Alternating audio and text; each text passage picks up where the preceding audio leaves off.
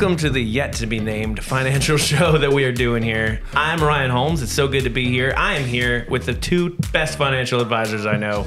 They might be the only financial advisors I know, but they're cool. Please let me introduce you to Bratcher Brown and Tammy Beck. How you guys doing? Fantastic. Doing well, thanks, yeah. Yeah, it's good to see you guys. We're in a new place. I've worked with Tammy before. Tammy is the man with the numbers. This guy can crunch every single number that's ever existed from 1 to infinity. And Bratcher Brown, I've worked with your dad, Scott, the famous Scott Brown of Edgewater Family Wealth, and it's good to meet you as well. Pleasure. Yeah, so I'm just going to give ourselves a little bit of a, backstory of us, okay? These people need to know. We're here with the fancy cameras now. We're here with the fancy microphones. Tammy, Tammy, tell me a little bit about yourself. Tell me a fun Tammy fact. So in case you guys didn't notice, I can't change my hairstyle. That thing I really enjoy because when I had hair, it was different. Yeah. But apart from that, I enjoy numbers, as you mentioned. I like to go deep into every single thing as much as I could without really boring everyone else around me. But we manage money here. We try to help people make the best decisions in their lives in terms of money-wise and in terms of what to do with it. And we try to keep everyone informed. And Bratcher here kind of helped me a lot with it because I tend to speak a lot of numbers again. And when it comes to normal words, I would struggle. I'm about 90% sure you're a robot. Like at least part robot at some point. at some point, yes. But Bratcher, I've heard a lot about you from your dad because I've worked with him for over almost 2 years now. Yeah. And he's told me a lot about you. Now, what is your official title here at Edgewater? So I am a financial advisor. Kind of to Tammy's point, Tammy's a very technically sound, coworker, comrade. Yeah, those two work. So, we help a number of different people, different ages, different tax brackets, etc. But at the end of the day, a large part of my function is to have an understanding of another person and obviously what financial vehicles are helpful for them. But I aim to understand a person as best I can so I understand their needs so that way we can have a little more technical conversations with somebody like Tammy and he can sort of explain in the most technical terms what it is we need to accomplish what we're trying to accomplish. I can then take that and translate it back to somebody who speaks English like you and I and try to help them achieve what they're trying to achieve. Yeah, I always look at you guys like financial Sherpas. Like sometimes you're walking with the people and you're going the way, and sometimes you're dragging them along, kicking and screaming. You're like, "This is the way." Yeah. The urge to act outside of one's own self-interest is shocking at times. Now, because we're a show that involves like all people, not just people based in retirement, but from younger people in their 20s. In your experience, what's the easiest demographic to work with? Well, there's a certain ease for the clients approaching retirement because the goal is usually fairly straightforward. They've had experiences, they know what they want, they usually have some vague experience in terms of being an investor. So that can get a little straightforward in terms of I just want to stop working. Now, obviously, from there, everybody's different. Some people go, I want to stop working and I want to watch TV all day. Some people go, I want to stop working and I want to help a charity. Okay, well, now there's things to talk about there. I want to stop working and I want to go explore the world. So that can get a little different, but the younger investors is an interesting topic because the world is still your oyster. And I think there's a misconception about what qualifies as young in our space. No. A 40-year-old comes into this office and go, "Oh, well, you're still young." And well, what do you mean I'm still young? My back doesn't say right, that. Right. So anywhere from your 20s to your 40s and creeping into your 50s even, you are still very young and the options are still open to you. So it's maybe a little more complicated to try to hammer down exactly what it is a 25-year-old wants out of an investment experience, but it can be more exciting. It can be challenging in a stimulating and fun way to sit down with this person and say, okay, all of this is available to you. And we gotta pick a road now. And if you want to switch lanes later, we can't switch lanes. But that's part of our job, is to know what lanes are open. That's interesting, because I was reading something online, and the topic was essentially like, what's something that's the finding out Santa Claus doesn't exist as an adult? Like, what's the version of that you find out? And somebody said, who doesn't exist? I mean, sorry, kids. If you're watching this financial episode, you are doing much better than me if you're an 8-year-old guru. But somebody said, like, you find out that you can mess up your whole life in like one shot. And I was wondering that, like, financially, if you're at the end, like if you're near retirement time, it does kind of seem like it's more that if you're closer to retirement that you can screw it up. Whereas, like, if you're 24, like, you can get willy-nilly. You can buy the weird stocks. You can go crypto, learn a lesson, come back. Or is it just better to have the slow and steady approach at like 25 and ride that all the way to 65?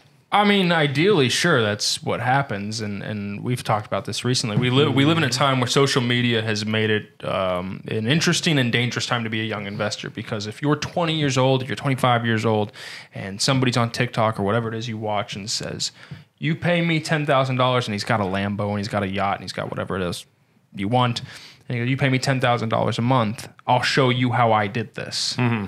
Well, he hasn't done this. He's likely renting the Lambo. The yacht just happened to be at the marina that day. And what he wants is $10,000 a month from me so he can go live his lifestyle. He really has nothing of value to show you. But as a young person, you go, well, if I can turn $10,000 into $500,000, then why wouldn't I do it? And that's a hard lesson to learn, and not everybody has to learn it, but good people do. And the availability of that decision is probably more present than it has been in the past. So yeah, you want to see slow and steady, and you want to show people, okay, there's a time and a place to take your shots, ideally in a manner that doesn't leave you looking at your bank account and going, okay, where'd all the numbers go? Mm-hmm. But everybody has to learn their lesson differently. Like, the numbers seem smaller. Why? All these zeros are on the wrong side of the one. or maybe actually the statement just got comma smaller or a font. decimal? Yeah, if you're worried about that, it's going to be a bit of a problem. But yeah, there are a lot of guys selling like fake news out there. They're essentially selling classes to show you how they made it, and how they made it was they sold classes telling you how they got to make it. Yeah. And it's got to be frustrating for people like you guys in your background who do crunch the numbers. You're really in it. I've been in the offices for Edgewater Family Wealth. There's computers and graphs, and everybody's going full time. Does that frustrate you? Do you just want to like throw your phone sometimes when you run across these ads? Because I get them in my TikTok as well. No, because I mean, there's levels of distractions and temptations. I mean, I'm not immune to it. I've certainly taken my shot a couple of times, and that's a lesson I have to learn of. Just because I have this profession and I have this knowledge doesn't mean that I'm a genius. And like we tell clients, if I knew what stocks or the market were going to do, I wouldn't be doing this.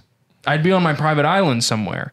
So like the guys who are selling you the courses, they likely don't know anything, or they wouldn't feel the need to sell these classes. And if they're doing it for some altruistic reason, they wouldn't charge you a fee for it. They would just do it because they want to help people.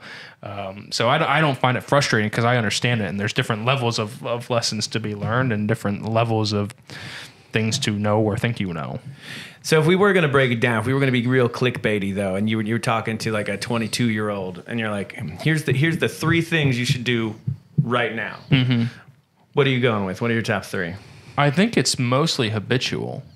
I don't think you don't need to go understand PE ratios. If you're 22 years old, you don't really have to have a great accounting knowledge to be successful. You need to establish good habits. So even if it's just, I say $50 a paycheck, just to get in the habit of doing that.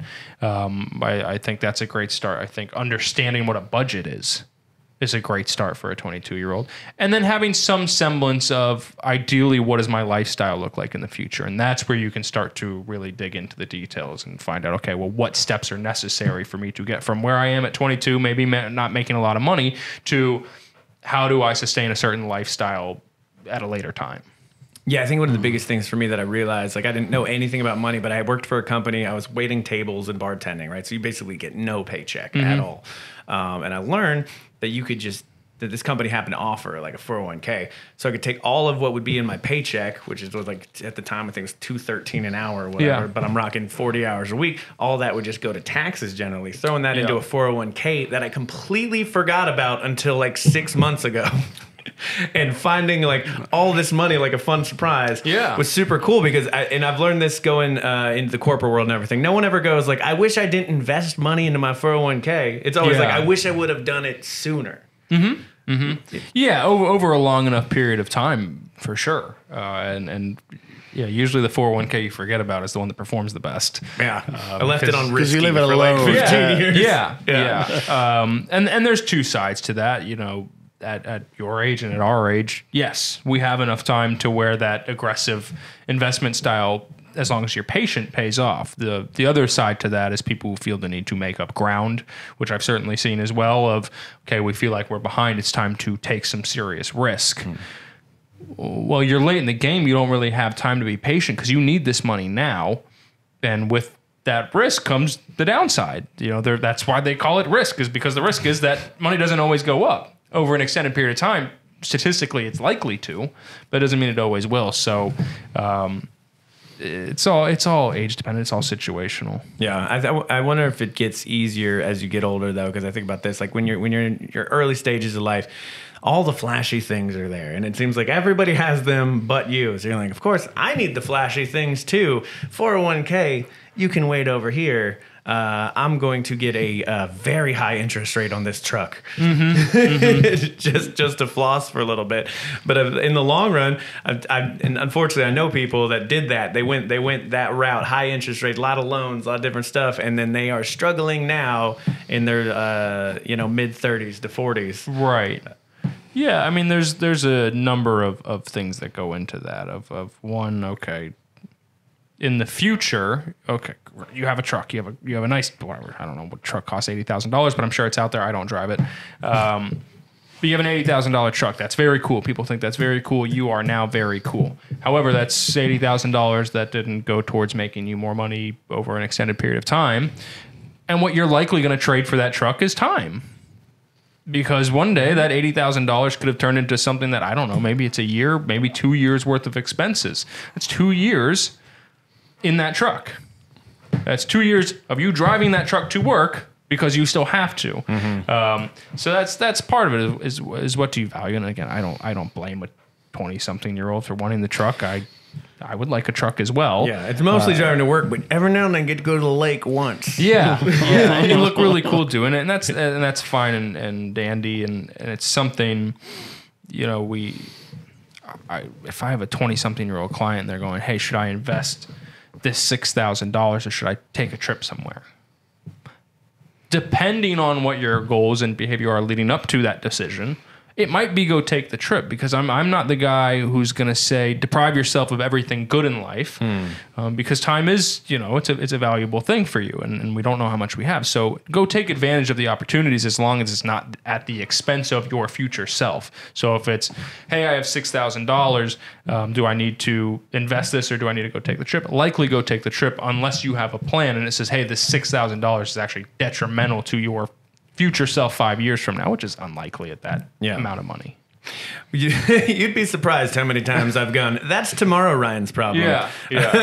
And you then YOLO the $6,000. So you're not going like full Dave Ramsey where you're like, don't spend any money until you're 65, have no fun, and when you get 65, party it up, man. I just don't think it's realistic. I mean, if I'm your financial advisor, you'd have a hard time listening to me say that, because I certainly don't deprive myself of experiences, nor do I think anybody else should. It's just about, I have a plan. People should have a plan. If I know, okay, I have to invest this much annually in order for me historically to get where I'm trying to go in the future, then that's what I should do. And I should plan around that. Not should I just make whimsical decisions and hope for the best, because you're likely to be disappointed. Yeah, I like that a lot of this stuff has become kind of gamified. Like I have the credit apps. I got the banking apps that like gives me little, it's like you leveled up in your account. Yeah. And I like that. That's actually helped. Since I've had the credit score Experian, like my credit is going up like 100 points just because I'm like watching it,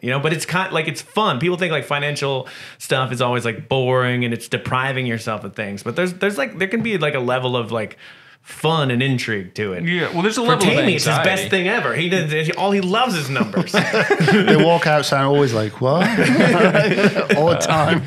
See him. I think he's texting. He's just got his calculator out. Yeah, he's just putting in numbers. They're not even doing anything. He just likes to look at them. What does 8 look like? Oh, look nice. That is a good number. There's also a level of anxiety around investing and money in general, which I get. You need money. People need money. But the longer you put off having a plan and an understanding, the larger that anxiety grows. And that's something that we do with all of our clients is we base what we do on actual life. So if it's vacations, if it's retirement, if it's business, whatever it may be, there needs to be a plan. And a lot of people are so scared that they've waited too long and it's not that the options they want to have available won't be available, that they don't make a plan, because if they don't make one, then they don't have to see that it's not going to work. So that's why for our younger clients too, is it a little ambiguous to say to a 25-year-old, where do you want to be in 20 years? Yeah, but it's better to at least have something so that when they're 45, they're not going, I don't want to know because I'm terrified of what I might learn. That's a big one, because I know that like I've been stopped before when like trying to figure this out. It was like, well, I'm already late to the game. I might like if I go in now, I'm not going to have anything, so I might as well just not do it. And that's the dumbest thing you can do. Sure. Right? Like it sounds so silly, and I just don't think enough people realizes it. Like if you have money, that money can make you money by just doing stuff with it. You get to watch the number go up. You said it earlier, like statistically over time, the line on the graph goes up. Yeah. And that's true. Like, and they have this fear that like everything's going to fall apart. For everything to fall apart, like your Apples, your Netflix, all your FANG companies, that kind of thing, the world would have to end. Like, right? Yeah. Well, and it's about contextualizing. Okay, what's at stake here? And as maybe you've heard Scott say, the end of the world will take care of itself. So let's plan as if it's not happening. So you have to keep in mind when it comes to the stock market, all the things at play. Yes, there are some extremely wealthy people who are using it for whatever they're using it for, but there's also a lot of normal working class people who depend on that. So there is some sort of skin in the game for the powers that be to say this thing should do well, because we used to have pensions. Pensions are largely not available anymore. We now have 401ks. That's a bulk of this country's retirement plan. If I were somebody who guesses at these sort of things, I would guess that the people in charge do not want a vast majority of their citizens suddenly without a retirement plan, because whose problem does that become? Becomes the government's problem. So I think you kind of have to contextualize of what would it really mean if this went to zero, and what am I actually afraid of? And if the thing you're afraid of is some type of total economic collapse, your money's not going to be all that important. At that point, you need to be finding shelter, most likely.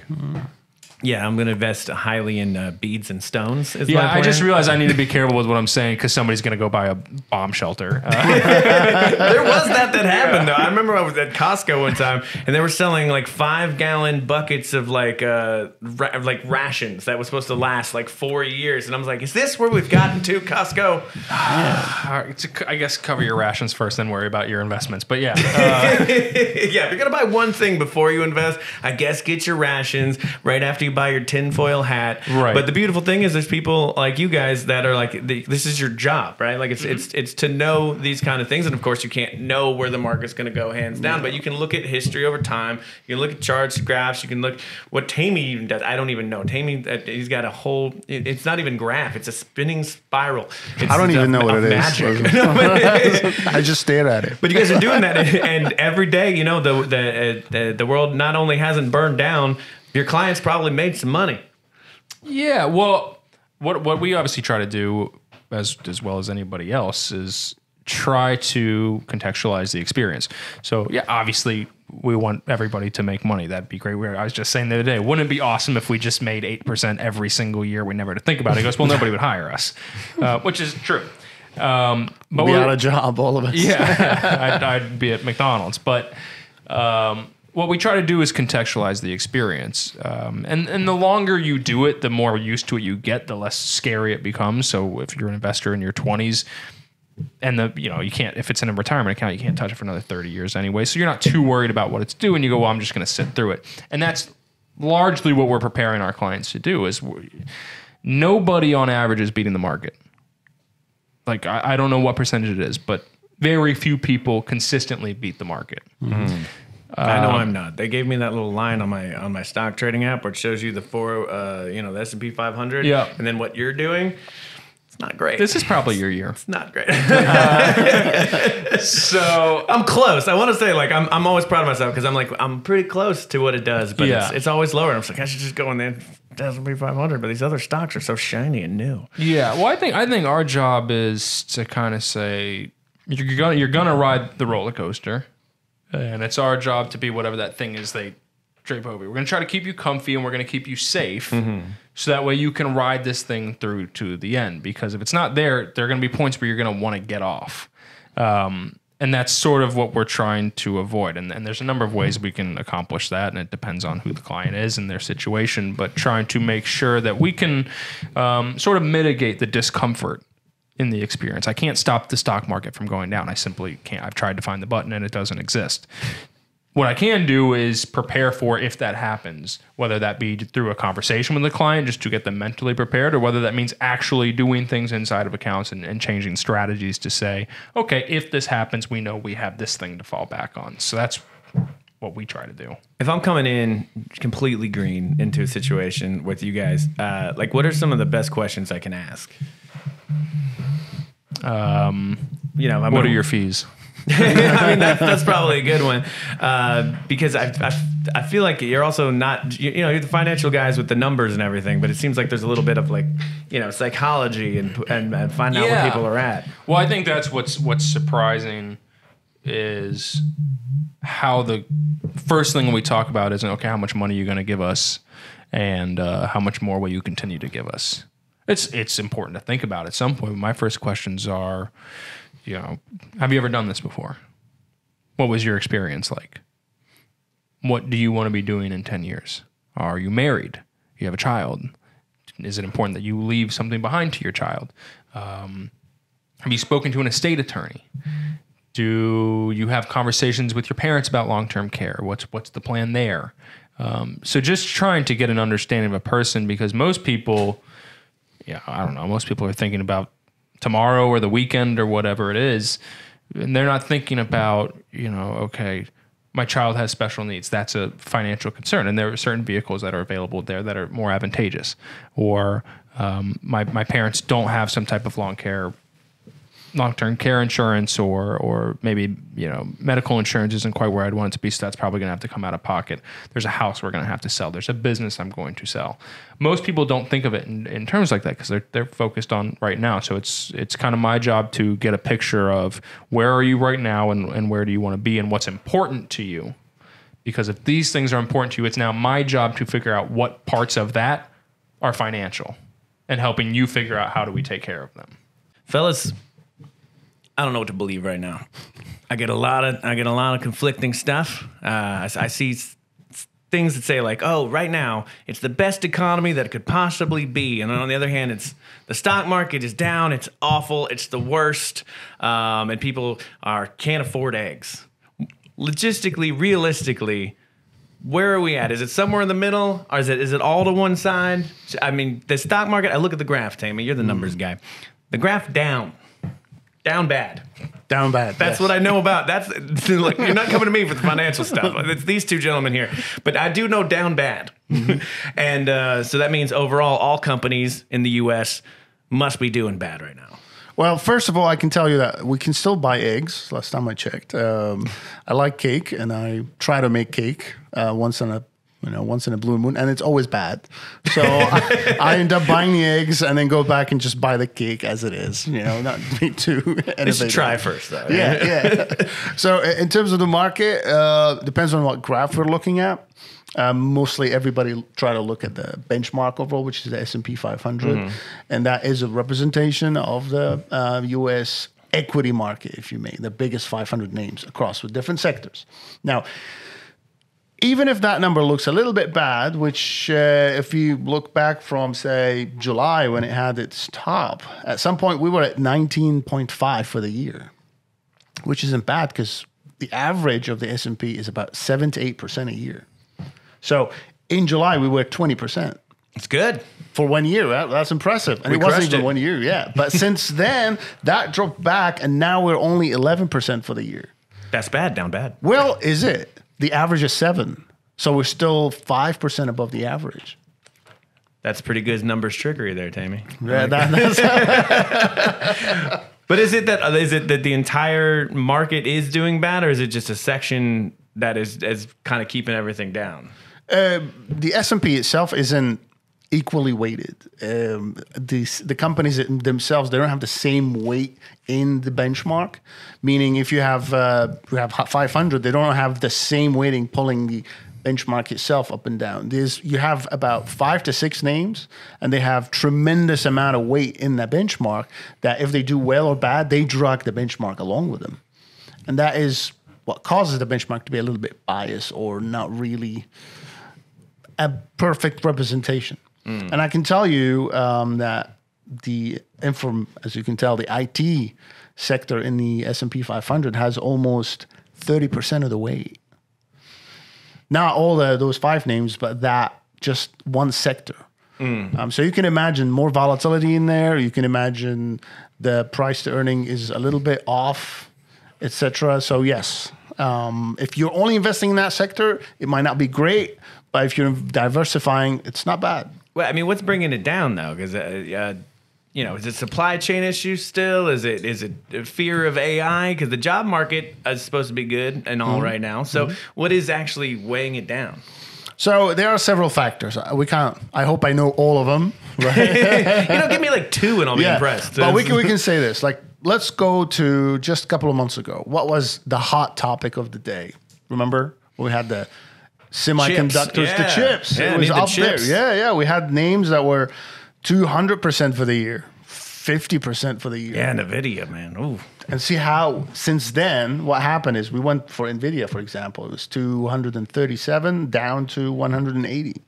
So there's almost 50, 60% drop that happened. And that is expected because the hype usually comes in, everybody jumps in, and their earnings start coming out, and they're not as good as everyone expected. So those who go in and out quickly, they start offloading all these stocks, which lead that to the price itself to drop. And that's one factor.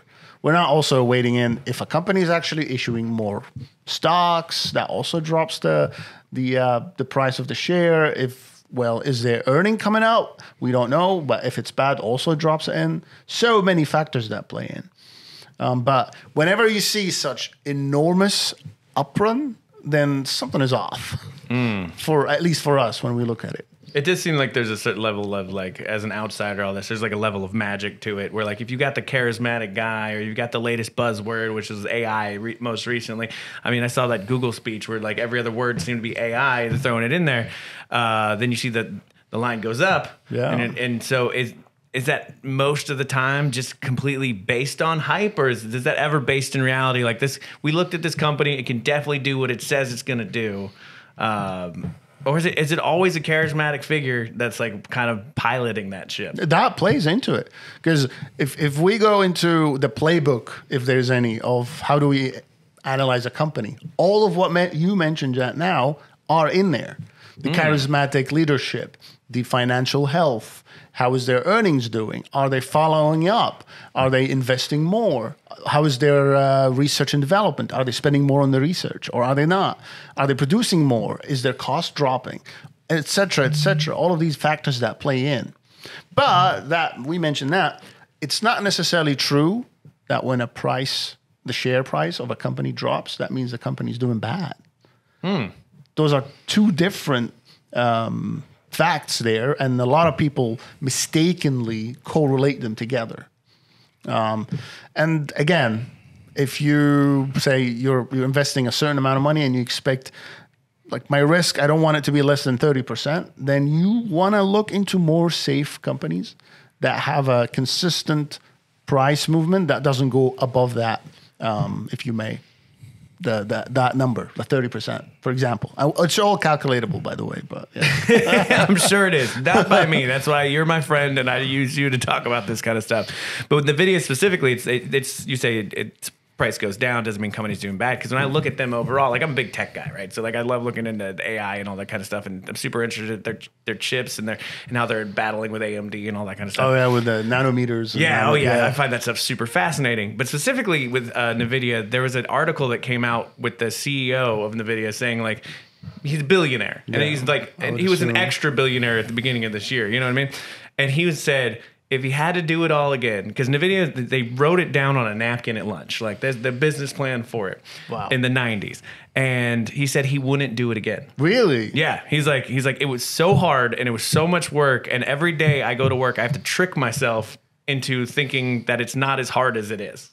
And he said he wouldn't do it again. And this is one of the richest people in the world at this point. But don't you think that's one of the reasons he got to that point? Because he worked hard and hard and hard, believing in a certain vision and following through. At this point, of course, he achieved that level. Yeah. So he has... It's easy to look back on your yacht and go, Exactly. I shouldn't have done that. Exactly. If only I could take it back. Yeah, should have talked to Susie at the bar that night. Yeah, as a partner. Yeah, like it's easy now. You can believe woe what is me, poor billionaire man. But I look at that company and I go, okay, for me personally, this is me talking, not a financial person, but I go, they're ahead of the game, like as far as everything goes. So when I see their stock go down, I'm like, well, I'm still sticking with that one. So it's interesting to look, but then I look at other companies that might make electric cars that have a big guy behind them, and I go, nope, I would never buy anything from that company. It seems ridiculous. But again, it makes a bunch of money in the stock market. So it's hard for me to look at it and go, okay, I'm going to follow the charismatic person at all, and that's. And I've made that mistake before because, as Tammy knows, I'm not a good investor sometimes. I'm just like, I got caught up in GameStop. I got caught up in AMC. Still have it. Not worth anything. You're hodling. Just hodling.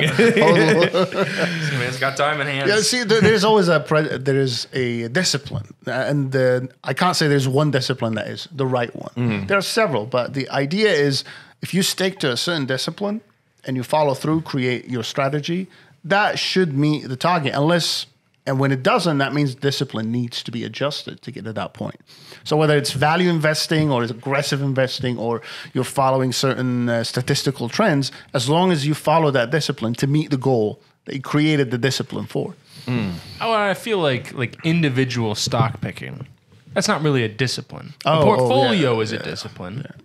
You know, sectors can have a discipline, diversification and strategy. But one pick, if you go, okay, on paper, this company should be the best whatever company in whatever sector that it's in. It's like, yeah, I've looked at a lot of basketball teams and said, well, on paper, that's a championship team. Mm-hmm. But any given night, you can lose a game. So that's not. You can say, oh, it's calculated. I saw this, I saw that. And if you truly believe that, again, I've talked about pick your spots. If you truly believe in something and you think it makes sense on paper and it can't hurt you to be wrong, then take a shot. But don't act like that's a disciplined thing that you just did. That's not really that strategic. That's a shot in the dark for the most case. Yeah, and it's hard to look at yourself in the mirror and think, yes, I did that. Yeah. And my buddies with the hot stock tip every so often, they're not doing better than me. They do okay for a second and they come back. It does seem like when you're doing it without like a plan and diversifying and doing all that kind of thing, it's you're throwing a dart at a wall a little bit and you might get lucky. Well, and that's the tough part is sometimes, okay, most of us, if you pick an individual stock, you're likely wrong. In the short term, you are wrong. Mm-hmm. It wasn't a winner. What's sometimes even worse is if you're right. Because if you're right, again, not naming any particular companies, but maybe certain tech companies recently have made a gigantic run. And it's hitting numbers, it's a stock price you never thought would happen. What a genius you've become. But now, well, if it went that high, it can go higher. And now you're not letting go of it. Yeah. And then it's coming back down. You're going, but I still believe. And the numbers just getting smaller and smaller, but you still believe. That's not a discipline. So even if you're picking an individual stock, you still have to have some type of strategy of, okay, well, here's where I'm getting out. And it's going to get harder and harder. The more that stock price goes up, the harder it is to let it go because you're going, well, why would it stop now? You have to have a plan. And even still, if you sell and you get it right and you time the top, then you're convinced you're a genius and you want to do it again. Yeah. So it can be a vicious cycle, and it's not a discipline. It could be like a self-declared opposite of Midas kind of thing. Yeah. Yeah. I've been known to have that touch. I mean, do you find though, like an investor on their own, somebody who doesn't use a financial advisor, they're more stuck in like a sunk cost fallacy with what they've bought? Because we all have that uncle that's like, I sold Google at like 60. I should have never done that. You know, there's always that. We all have that story in our family or friends. So that's what you're always thinking about. But there is a maybe not a right and wrong way, black and white, but there is a better way to do it. Again, I mean, I think the benefits, whether you do it with an advisor or you're capable of doing it on your own, the benefits of having the plan is knowing, okay, does this serve any purpose anymore? So if you're going, no, I bought it at 100 and now it's at 40, I gotta hang on because I already spent the money and I'm just gonna wait it out forever. Maybe that's fine, but it's better to, again, have a discipline, to have a strategy to go like, okay, yeah, it dropped. You didn't win that one. But could that money be better served somewhere? If you don't need it, again, if this is I can't hurt you and you took your shot, then that's fine. Go ahead.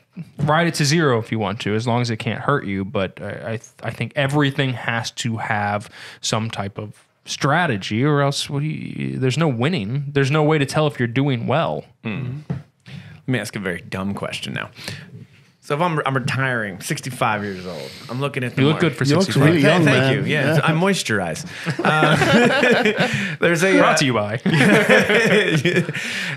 I'm at the end. I'm watching the roller coaster. I'm watching it go, and it's down market right now. Yeah. So, and I'm like, but I want this money, so I want to get out. Like, but you're never like fully pulling out. It's not like you hit the button, all the money, you take it, you just go about your way, right? It's always a plan still in through retirement. Yeah, the plan. I mean, that's a good point. Some people think, okay, well, I'm saving or I'm investing for retirement, and then once I retire, I've done it. Well, no. Let's assume you're going to live a nice, long, and healthy life. You got another 20, 25 years, 35 years in some cases, of investing left in front of you. And we need to have a strategy for that part as well. So no, not a dumb question by any means. And you brought up, I don't know whether you meant to or not, but you brought up an interesting point of I invest and I retire and now there's a down market. So this becomes a cash conversation of, how do you, if I have, 100 shares of something and the price gets cut in half when I retire and I need that money to live, now I have to sell twice as much in order to get the same amount of money I would have a month ago when the price is what I bought it at. So that comes into a should I have cash conversation. And again, this is part of a plan. If you know you're going to retire, either your advisor or yourself or however you want to do it should start accumulating a cash position to protect against a down market at a time when you need that money. And the cash thing changes from person to person. Again, that's very specific. Should a 20-year-old have $80,000 sitting in the bank? Probably not. Never ever should they have that. And they'd I find me a 20-year-old who does. I'll be very impressed. There's a TikToker out there somewhere. I'm sure there is. Yeah. But that's a different scenario, right? I've actually heard that conversation come up recently of, okay, how much cash should I realistically have? But you're talking cash, by the way, just because I'm cash in the bank. In a bank, not under a pillow. Ideally, not under the pillow. So how much cash should a person have on hand? Personally, I usually say around 6 months of expenses. I want to make sure that if something should happen, whether it be medical, whether it be a job situation, whatever, that I can at least cover myself for long enough to figure it out. If you're in your 20s and you're thinking about buying a house, you should probably have more cash on hand because what you don't want to do is say, hey, I'm really looking to buy a house in the next year or two. I'm going to invest this money so I can grow it, right? And then the market goes down and now you have less money and you have to wait more time to buy that house. That's not a great time to be a very aggressive investor, I don't think. But now, when for cash on hand though, do you factor in, the lifestyle creep? So if I'm making $30,000 a year, 6 months is going to be, or is it like once you $50,000 a year, $70,000 a year, you always want to have that in 6 months? Or if I'm making $300,000 a year, do I want 300,000 6 months? Oh, I think it's whatever you spend. So if you're making $30,000 a year and you spend 20, you should have 10 grand on hand if you can. If you're making $60,000 a year and you still spend 20, then you should have $10,000 of cash on hand. If you're making $60,000 a year and you're spending 20, I think you should be doing more things with your money because that doesn't sound very fun. Living on a beet farm, yeah. Yeah, Dwight Schrute. So it depends from person to person. I heard somebody say like, do you have 6 months cash on hand? Do you have a year's worth cash on hand? Do you have 6 years cash? I was like, why would I ever need? Well, and here's the thing. Okay, but again, this is a demographic conversation because if I'm 20-something years old and I really want to buy a house, maybe I don't know, maybe you have $40,000, how much that house costs for a down payment. Maybe you do have $40,000, $50,000 on hand, or maybe you spend a lot of money. I don't know. If you have 80 grand on hand because you're about to retire, that doesn't strike me as odd. In this guy's case, he's an entrepreneur who buys businesses. So for him to have 6 years of cash, he's not using it for his expenses. He's using it because he's in my business the second he can. That's a little less shocking. But if you are not saving up for something, and I don't know why you would have excess cash on hand, because that's cash that can hopefully be used to go make you more cash in the future. Cash just sitting there loses money, right? Yeah. That was a hard concept for me. Just to, like, I know it sounds so obvious to you guys, but it's like the fact that like if you have this dollar and you just leave it on a table for like 3 years, it's not worth the same dollar anymore. Nope. Which is a very frustrating experience for a lot of people. Because I don't think people view money like it's like this almost like magical thing. Like it's either like it's either very factual, dollar's a dollar, or it's like I don't understand how money works. It's always changing. I don't want to touch it. Yeah. Well, and to be fair, so when I say 6 months, the correct answer is whatever helps you sleep at night, because it's different for everyone. Some people, I got a month, maybe. I got 2 weeks, whatever. I invest it all. I don't care. I'm not going to lose my job. Nothing's going to happen. I'm not buying a house. Everything's always going to work like out. That. Living that's on cool. the edge. Yeah, I mean, that's, again, if you sleep fine doing that, that's cool. Everybody's different. You know, I would never have somebody walk in here and say, no, it's 6 months, no less, no more. Because if they say, hey, look, I just feel more comfortable being able to see that in my bank account, then okay. Then that's what makes you comfortable. But as long as you're, again, being educated about it, if you're holding, I don't know, $200,000 worth of cash and you spend 40 grand a year, I don't know. I don't really know what you're waiting for. Yeah. Now you said like, people investing and they're not doing enough. I would imagine most people aren't doing enough investing. I've seen the stats where like it's like something like 40% are basically living paycheck to paycheck at this point. Is there an option where there's like, is there too much investing? Is like if I'm hot shot, young cool guy, number one cool guy, and I'm like I put all my money number one cool guy. I put all my money in the stock market because that's what I do. That's the smart thing to do. I got no cash on hand. Yeah, is the extreme the other way where that's bad as well? It just depends on what you need. I mean, do you need the cash? If you need the cash, then you should probably have some cash. Because you might end up selling some stuff that you don't want to sell at a bad price, right? Yeah, I mean, you talk about a dollar's, losing value in a bank. A dollar can lose value in the market very quickly. So yeah, there's a world where it can hurt you. It's just being cognizant of what's my situation, what are my needs. I wouldn't at any point go, I don't need any money. I just put it in stocks. I don't love that idea personally. That doesn't help me sleep at night. Yeah, hard to buy a hamburger with NVIDIA stock. But what is there a magic number as far as like how much you should be investing? Is it 10%, 15, 20%? So that's why we make a plan. That's why we say, okay, let's just assume you never get a raise in your life, which for younger investors is rarely the case. Your prime earning years aren't until your 50s. So let's assume you never make another, you're making whatever you're making this year and you're never going to get a raise because you're worth that to your company because you don't do your job that great. So what do you have to do behaviorally? Meaning how much do you need to save? Let's call it a percentage of your paycheck. How much do you have to save/invest? How much can you afford to spend? And how much does that money you invest need to make? That's the discipline. And now, obviously, if you go, okay, well, I just doubled my income, but that goal still looks good. I don't need to spend more money. Well, then, sweet. The present version of you just gets to have a lot more fun.